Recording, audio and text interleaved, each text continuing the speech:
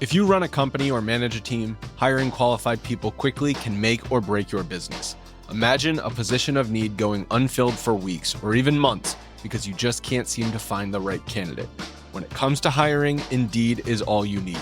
Stop struggling to get your job post seen on other job sites. Indeed sponsored jobs help you stand out and hire fast. With sponsored jobs, your post jumps to the top of the page for your relevant candidates so you can reach the people you want faster. This makes a huge difference. According to Indeed data, sponsored jobs posted directly on Indeed have 45% more applications than non-sponsored jobs. Plus, there's no monthly subscriptions, no long-term contracts. You only pay for results on your job post. Just in the last minute that I've been talking to you, 23 hires were made on Indeed, according to Indeed data worldwide. Now that is fast. There's no need to wait any longer. Speed up your hiring right now with Indeed. Listeners will get a $75 sponsored job credit to get your jobs more visibility at Indeed.com/BWN. Go to Indeed.com/BWN right now to support this podcast. Indeed.com/BWN. Terms and conditions apply. What's up, guys? It's three-time NFL Pro Bowler, all-decade return specialist, Josh Cribbs. I want to welcome you to the Mac Sports Connection podcast, where Alex hosts all things Mac, all things football, all things sports, right here, Mac Sports Connection, baby. The Mid-American Conference best, bringing it only the greats, Mac, to everyone.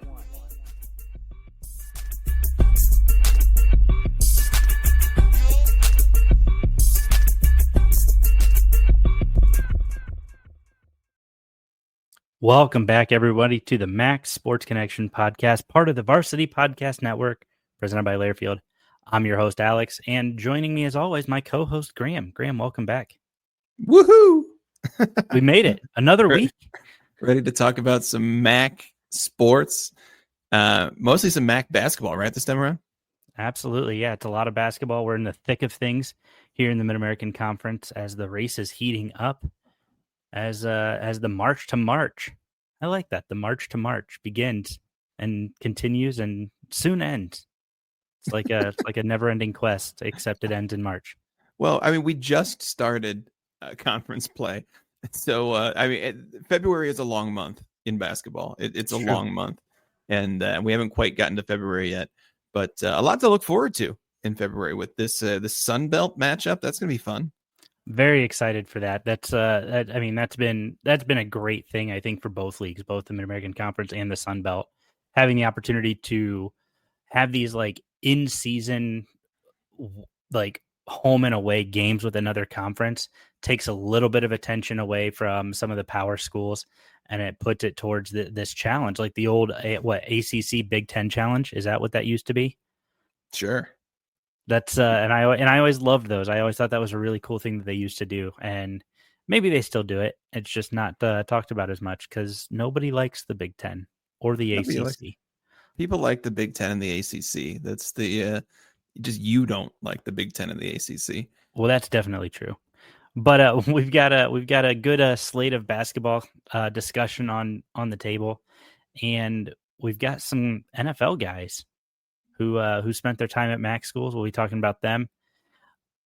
Let's kick this off. We had a great weekend of basketball. We saw rivals get swept both on their home court and away court in Toledo. Toledo men went down to Bowling Green, knocked off the Bowling Green men with a 15-point victory down there in the Stroh Center. And then the Toledo women took care of business up at Savage Arena, got the home win after trailing at halftime. Big time wins for Toledo there to knock off BG. But I want to talk about one of my favorite traditions that I want to see live, and you and I need to make a point to see it.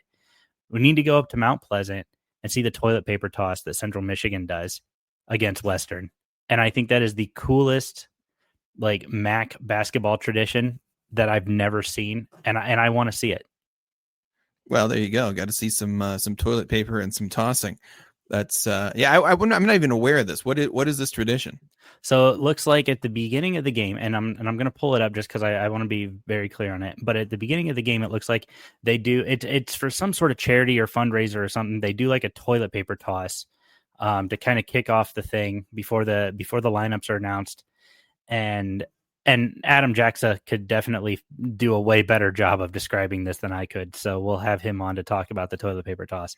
But this place is just loaded with students, fans, alumni, and they all just toss toilet paper out into the center of the court, and the place is just covered. It's a whiteout of toilet paper. At least I hope it's just unused toilet paper. That would be pretty gross if y'all brought used toilet paper. That's yeah. I don't know. Sounds like a fun tradition. Anyway, one of those things that I'm a little worried that the college sports are going to lose as we get more and more professional. Going to lose some of these fun little traditions. But while it's still happening, we got to check it out.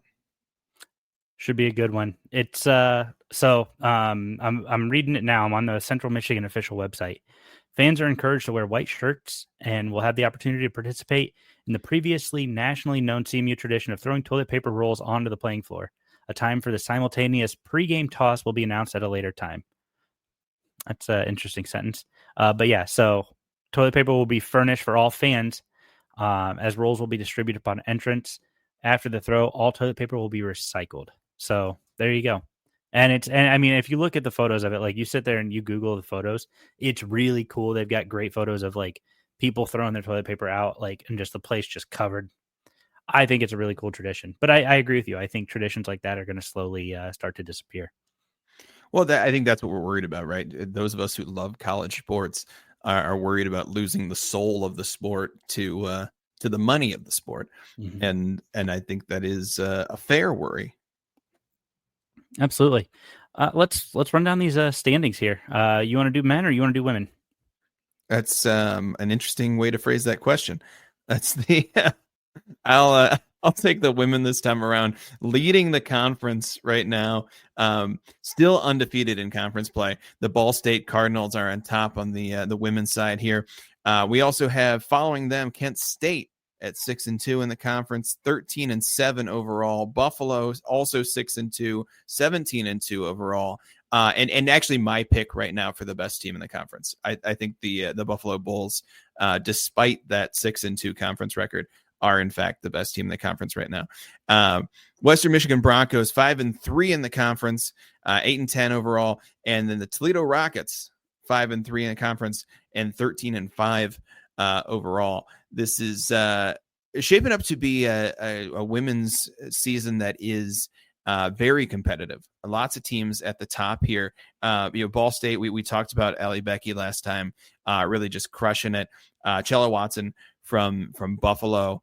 I think she is still first in the conference in terms of points per game. She is. And Jenna Batch at Kent State, also up there. Someone I wanted to point out to, Eastern Michigan, very bottom of the conference, 0-8 in the conference so far, 1-17 overall. Not a great season for the Eastern Michigan Eagles.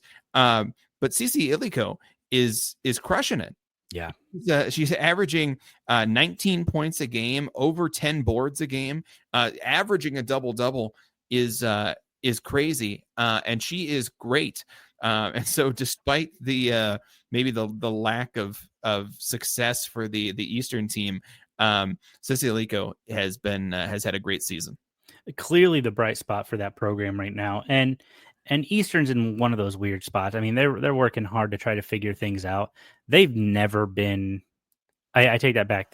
As of late, they've not been a power in the Mid-American Conference. But I remember back when we were in college, they were constantly button heads with the Toledo Rockets in the MAC tournament. Like that became like a really fun little women's rivalry in that tournament. And they would just always beat up on each other. And so neither team would win the tournament because of just how physical that game always was.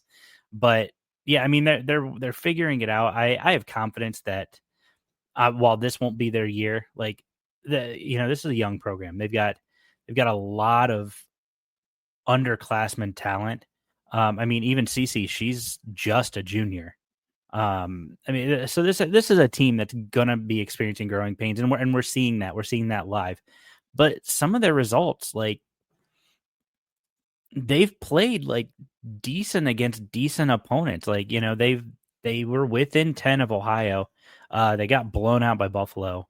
They played a 3-possession game to Central Michigan, 2-possession game to Akron. I mean, so they're really, really close. They just got to figure out a way to get over the hump.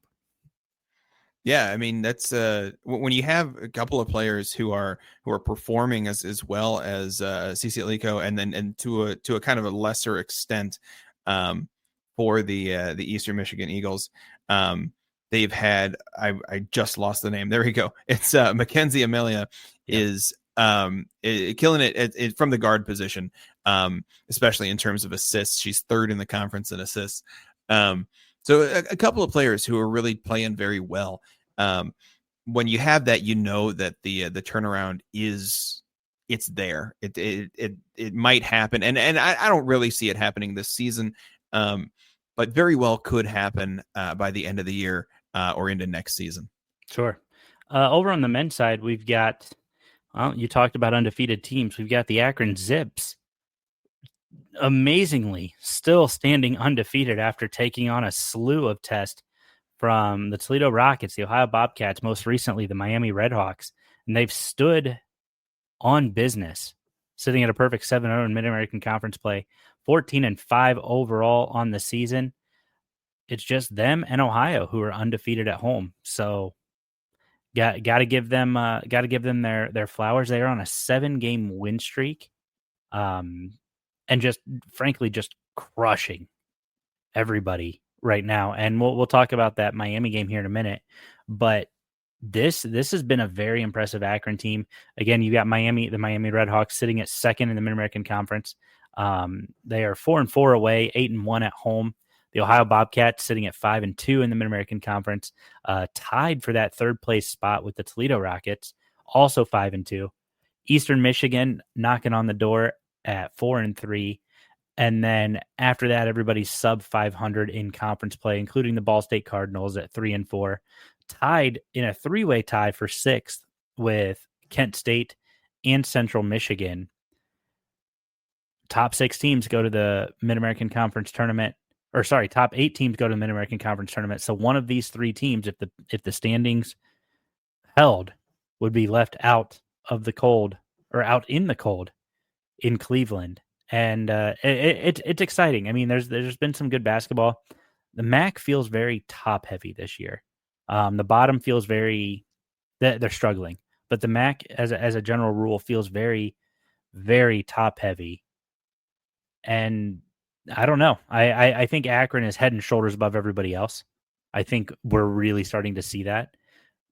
But you can't discount these Redhawks, these Bobcats, or these Rockets. And really, you can't really discount these Eastern Michigan Eagles for as not good or as bad as the women are.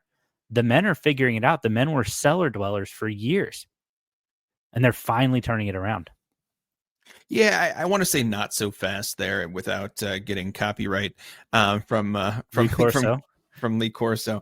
But yeah, I like Eastern, and they are sitting in that 5 spot. They're certainly well within striking distance to make the tournament, but that's the MAC tournament, by the way, not necessarily the NCAA tournament. But they're within striking distance. They're 4-3 in conference play. They're 10-9 overall. I haven't seen anything from Eastern Michigan this year that makes me think that they're going to be competitive in the conference. The top 4 teams, really, that's when I think about, you talking about top heavy, how top heavy the MAC is. It's the top 4 teams, and really it's Akron and then the other 3 and then everybody else. I wouldn't be surprised to see Kent State make a run. Kent State has looked pretty okay. I wouldn't be surprised to see Ball State make a run. Ball State has looked pretty okay, but I don't think Eastern has much more in than 5th place. And so I'm not convinced that Eastern is going to make a run here. That's fair. It's I mean, it seems like Deshaun Nelson is the one doing it all for Eastern right now. I'm looking at this schedule. I mean, they've won 3 in a row. They've done a nice job with wins over Buffalo, who has, that fall off needs to be studied. We know it was a result of NATO being called away to coach at Alabama, but talk about a fall from grace for the Buffalo Bulls on the men's side. The women just kept plugging away, but the men, that was a massive drop. But they do have a nice win, and I think this is kind of the feather in their cap so far.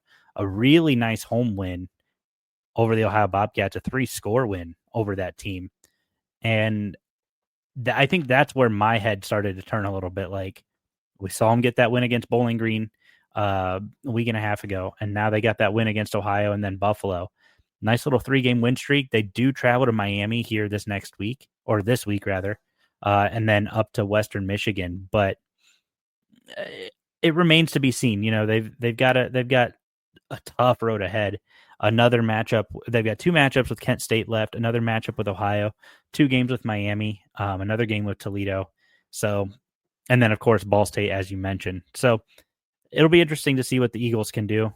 I think that they have an opportunity to kind of jump and maybe make a little bit of first round noise, but I don't expect them to get too past. But we can address that closer to tournament time when we do our predictions. Well, yeah, and that's you mentioned that's coming up for the Eagles. They've got 2 matchups against Miami, and a team who was undefeated until they ran into the buzzsaw that is the Akron Zips this weekend. That's a matchup that it's going to show us both sides. I think if Eastern can compete against Miami, that tells, that says this is an Eastern Eagles team that is ready to compete at the top of the conference. On the other side, if Eastern wins, it might mean Miami is not who we thought they were. This weekend against the Zips, they got kind of blown out, and in a way that made me think maybe Miami is not as good as we were giving them credit for. So far, it's hard to put anything other than Saturday's game against the Redhawks. So I still have them at second in the conference in terms of my internal power rankings. But it's a team who still has something to prove after that game on Saturday. Well, I think it's problematic if you're Miami, when only one of your starters breaks the 10-point scoring mark. You relied a lot on bench guys, and you had Brant Byers and Evan Ipsaro. Sorry, I was about to say Isparo, but Evan Ipsaro. They both put in 14 and 12 points respectively. But when one of your starters goes out and has 0 points, Antoine Wolfert, you're not going to win many games. When you have a starter putting up 5 points, 6 points, 0 points, 9 points, Peter Suter, of course, 18 points. We knew he was going to be special, and we knew he was going to come out and he's going to play, and he led the team, right? That was pretty obvious that's what he was going to do. Cam Kraft went 50% from 3. But those were his only points. But then Akron had 6 guys hit 10 or more points on the night. Jabari Johnson, another great night. Nate Johnson, another great night. Isaiah Gray, this is a complete top to bottom Akron team. And I think that's going to be the difference the rest of the way. Well, that's why Akron has been so dominant so far. Akron doesn't have a single scorer in the top 16 in the conference. Their best scorer, Nate Johnson, is 17th in the conference in terms of points per game. So this is a team who does spread the ball around a lot. The points come from everywhere. You mentioned there were 6 guys in double digits. They still only accounted for 78 of Akron's 102 points. We have 6 guys in double digits, and we're still only a third of the way, or 3/4 of the way to the total points for the game. This is the kind of team that it's hard to beat. You can't focus in on just one guy. Mm-hmm. We're talking about We're going to get into it about a player of the week, but Nate Johnson has been the guy for the Zips all year long, and he's not the player of the week this week. Yeah. So this is the kind of thing that that the Akron Zips can do that most teams in the league can't. They just don't have this kind of overall depth around the team, and it's one of those things that James Okonkwo is leading the conference in rebounds right now for the Zips, and that's kind of what these Zips are. They're a rebounding team. They're a second chance team. They're a spread the ball around kind of team. And they're a team who's really hard to beat because of that. Absolutely. And I think that's going to be what makes them a tough team come tournament time. And it's what's going to frustrate. I mean, we've seen how Akron has frustrated teams in the NCAA tournament. They've been on the wrong end of the win column in some of those games, but they've been playing very physical games. Like you remember the UCLA game a couple years ago. Akron had them on the ropes the entire game because of what? Because they play physical, they play defense, and they spread the ball around. And they just keep getting better at it. John Gross has done an excellent job at Akron to really bring them back to true relevance in college basketball. People know. I would argue that they never took any time off. Maybe that first John Gross season. But other than that, I mean, we go straight from the Keith Dambrot 20 wins in a row for 10 years, 20 wins a year for 10 years in a row, right into John Gross, who takes one season off and they're right back there. This is an Akron team who is and has been the talk of the MAC for 20 years. It's that LeBron James effect. It has to be. That's right. Well-known Akron player, LeBron James. Just a kid from Akron. But you're talking about the MAC player of the week. Again, another Zip. Tavari Jackson. He averaged 17.5 games or 17.5 points per game. He had 5.5 assists. I mean, he was just on fire this week. He shot 59% and then was 55% from three range. He started the week. He put 20 points up on Buffalo. Just dominated them from the field. And then, 15 points against Miami. Like this kid came out, he balled, and well-earned player of the week. But I think we're going to see this the rest of the way. The Zip, it feels like these players for Akron are just going to rotate this award the rest of this season. Yeah, I mean, Tavari Johnson really gets these honors because of how good he was putting up buckets this week. But he's fourth in the conference in assists. He puts up 4.2 assists per game, which is a big deal. Remember, we're talking about this Zips. It's a team that has a lot of guys who can score, needs to get the ball around. And Tavari Johnson, their best distributor, really deserves it this week. Because not only did he put up the points that we don't really expect from him, although he's not doing bad. He's averaging 12 points a game. But he also still keeps up the distribution, still keeps up the assists.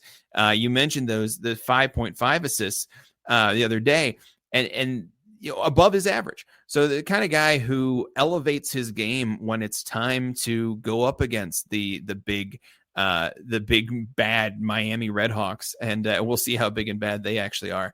But just a great week for Tavari Johnson, and a great week for the Zips. 7-0 and looking to move to 8-0 this week, possibly 9-0 depending on how the week goes. But yeah, like you said, great week for the Zips, and so far great season for Akron. We'll move on to our NFL docket. We've got several guys competing for one of those championships. I think they call it a Super Bowl.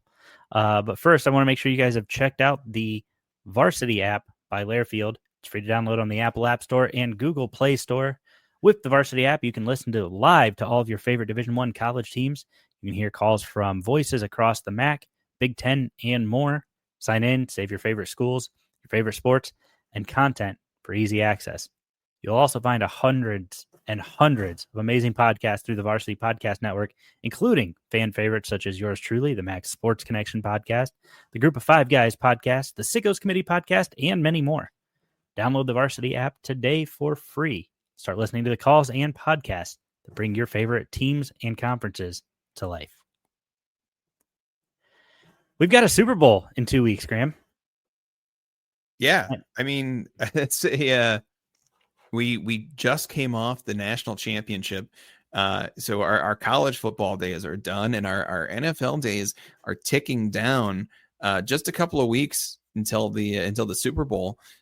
Just a couple of weeks until I gorge myself at one of my friend's Super Bowl parties.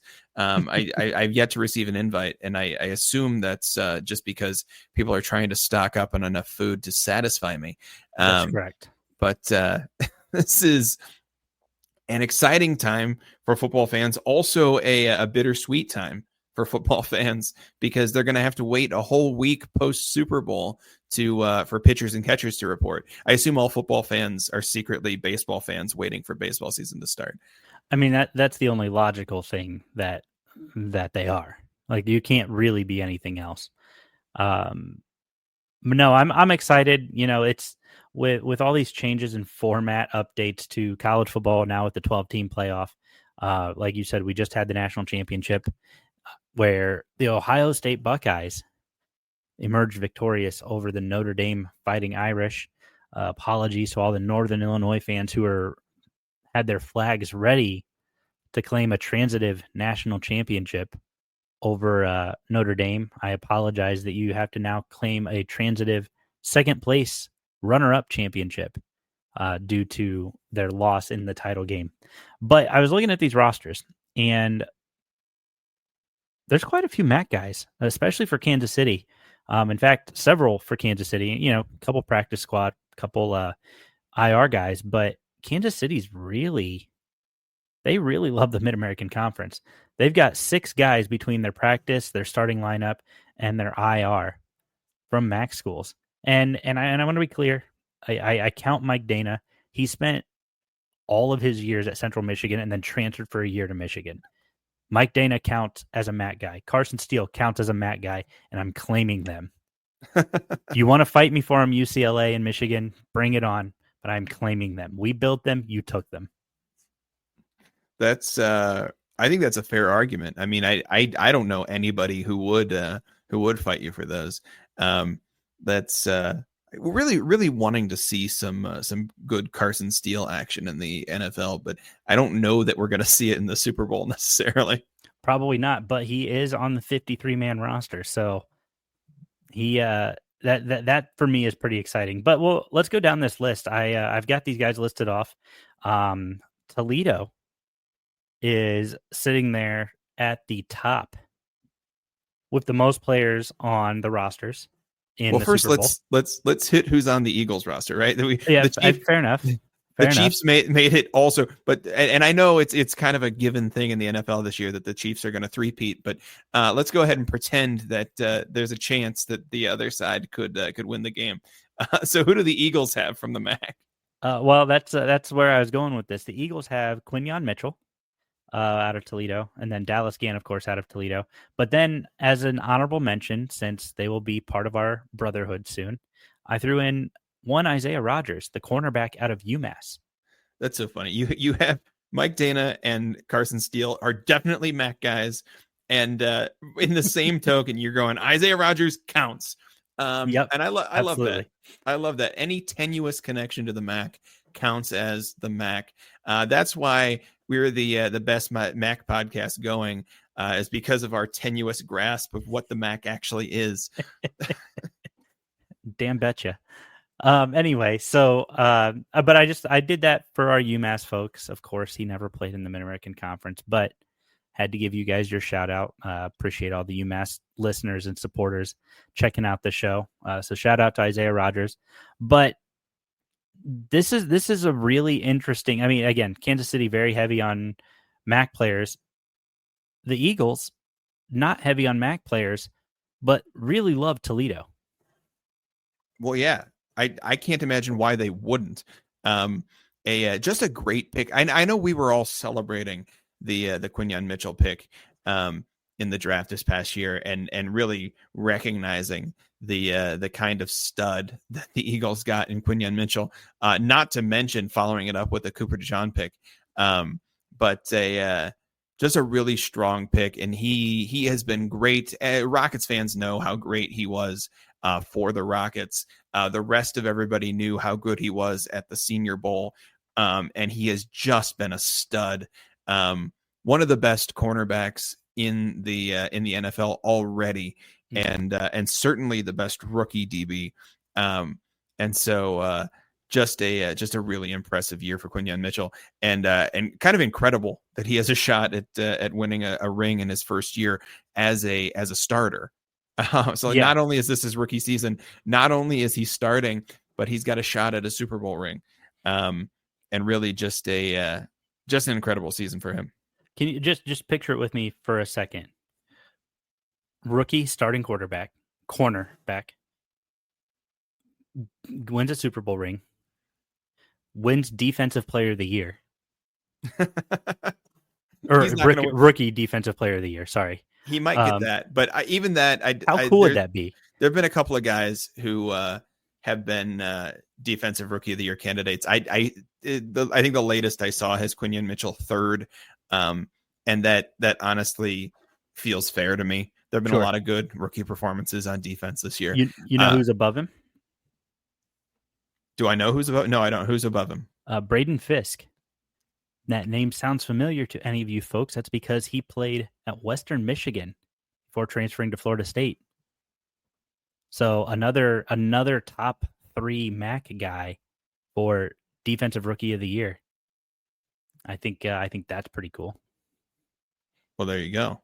That's it's one of those things. The MAC doesn't produce a lot of defensive talent, but the defensive talent they do produce, that they do send onto the league, is top notch. Mm-hmm. You want to talk about guys like Khalil Mack and Quinyon Mitchell, and who's sure to be the jewel, and Max Crosby, and who's sure to be the jewel of the MAC this year is Sean Dolac out of Buffalo. Oh, 100%. He's going to be great in the NFL. Absolutely. So let's talk about these rosters a little bit. Got Mike Dana. And I've got their playoff stats here. And these guys are putting up numbers. They're really helping these teams secure these victories. Mike Dana has 6 total tackles, 1 sack for the Kansas City Chiefs. Kareem Hunt, 25 carries, 108 yards, 2 touchdowns in the playoffs, 2 critical touchdowns in the playoffs. Carson Steele, no playoff stats. Mike Caliendo, no playoff stats. Obviously, Sky Moore and Nick Jones, no playoff stats. But well represented for Kansas City. And then, of course, on the Eagles, Quinyon Mitchell, 11 total tackles, 4 pass deflections, 2 interceptions. And then Dallas Gant, of course, with his status on the practice squad, no stats. But injured or practice squad, all of these guys get a ring if that team wins. And I think that's really cool. Quinyon Mitchell, 2 interceptions in the playoffs, including that incredible interception this weekend, where he goes up in the end zone, high points the ball, and somehow pulls it down through a juggling act, interception in the end zone. Just a great play, and one of those plays where Toledo fans went, "Yeah, I've seen that before." You're not wrong, and that was over. What was that? Terry McLaurin? Was that over Scary Terry? It may have been. He was covering McLaurin a lot this weekend. So that's and McLaurin, they're clear number 1 wide receiver in Washington. For him to come down with that ball and that everybody wants to talk about how great of a play that was a veteran play, and just like great ball awareness and great way to finish that. So incredible the concentration impressive to pull that in. Come on. Yeah. Oh yeah, that was insane. So I'm very excited we're going to see at least 2 MAC guys win a Super Bowl ring, with up to potentially 6 MAC guys win a Super Bowl ring. And I think that's pretty cool. So that just, don't discount the MAC, and that's what I want to remind players. The grass isn't always greener when you transfer out anywhere else. If you have the talent, they're going to find you. Let guys like Kareem Hunt, Sky Moore, Nick Jones, Dallas Gant, Quinyon Mitchell, let them be a testament to that. Carson Steele. These are all guys who stuck it out. No, sorry, Carson did not stick it out. He went to UCLA. These are all guys who, however, stuck it out at their MAC school. They worked hard. They worked with their coaches. They busted their tails. And now they're playing in the Super Bowl. It's not always greener on the other side. And if you have talent, they're going to find you no matter where you're at. Yeah, I mean, it's one of those things where, I think it's a little bit disheartening, actually, that Quinion Mitchell has been doing so well, and that Toledo fans knew he was doing so well. But it took a Senior Bowl performance for him to start getting real NFL looks. And it resulted in a getting drafted and looks like potentially winning a ring. A big deal kind of stuff, but still a situation where it's sad that he needs that Senior Bowl performance to get the looks that he deserves. Clearly a very talented player. And so I don't know that I agree with the argument that if you're talented, they'll find you. It's if you're talented, you might be lucky to garner a Senior Bowl invite. And then if you perform very well at the Senior Bowl, then they'll find you. It seems more like if you're talented in the MAC, you have to find them. Perhaps. I think we can agree to disagree on that a little bit, but perhaps I think you have a fair argument. So I won't fight you too much on that. You mentioned baseball. We're gonna wrap this week's show up, but you mentioned baseball. Got it in the works, trying to hammer out dates, but we're gonna have Coach Rob Reinstedel from the Toledo Rockets on the show, talk about his time at Toledo and his team and what the expectations are. So gear up for that, guys. It's gonna be a good one. Coach Rob's done a great job really resurrecting this Toledo program from the drudges of the conference. Yeah, truly in the grave kind of Toledo program. Maybe more dead than the Bowling Green baseball program that got cut shortly and came back. You remember while we were at Toledo, wondering when the baseball team was going to be good, and this turnaround for the Rockets.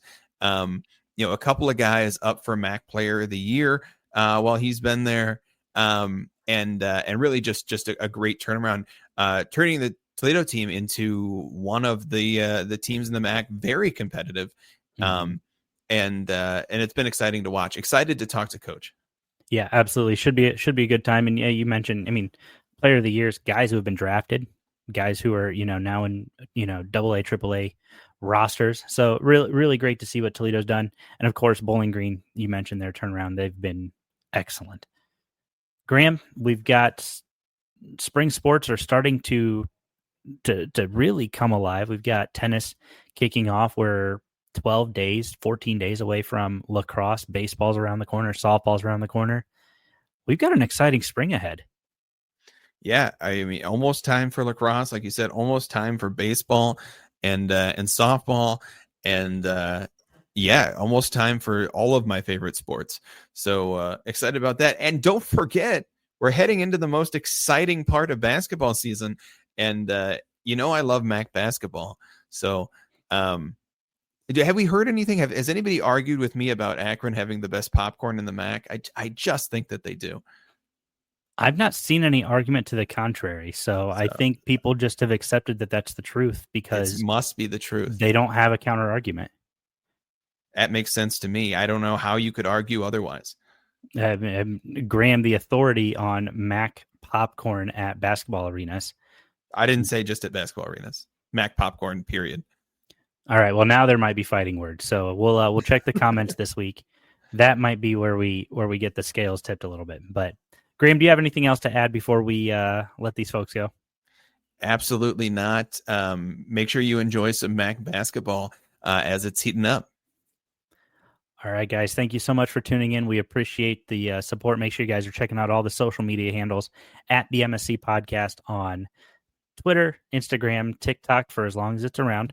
You can check us out on YouTube at MSC Podcast. And of course, anywhere your favorite podcast or any of your favorite podcast apps are, including Apple Podcasts, Spotify, Google, and then very recently, Amazon Music. Check us out on all those. Give us a review. Leave us a like. Tell us what you think in the comment or post it on Twitter. Air your grievances. Tell us why we are so great and you listen to no other podcast because of just how incredible we are. That's going to do it for us, guys. Thank you so much for tuning in, and we'll see you guys next week.